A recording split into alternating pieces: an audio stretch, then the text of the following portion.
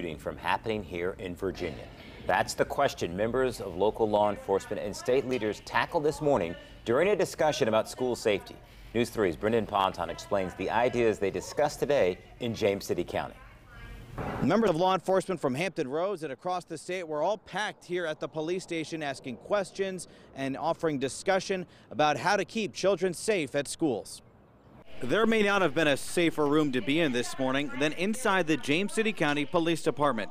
Local law enforcement officers sat wall to wall to discuss how to keep schools safe.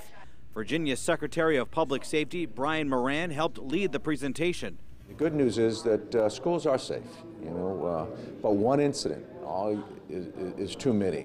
Stats from the presentation say there are some positives. The number of students hurt or threatened with a weapon at school is down, but suicides are a big problem when kids get home. Do we have the support services so that we can not only identify problems early, behavioral concerns, but also address those behavioral concerns, both threat to others and threat to self. The topic getting another review following the school shooting in Florida earlier this year. State leaders say there are more school resource officers than ever before. Officers ask questions like, what are the best practices to keep students safe on school buses?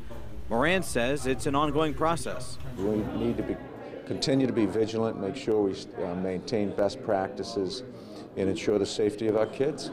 In addition to his work, a committee of lawmakers is also reviewing school safety. Delegate Mike Mullen sits on it. His other job is as a prosecutor in Suffolk. He says he wants to help kids before they get inside his courtroom. When things get really bad, I start to actually see these. And we need to make sure that we continue to address those things from both a law enforcement perspective, but also an educational one.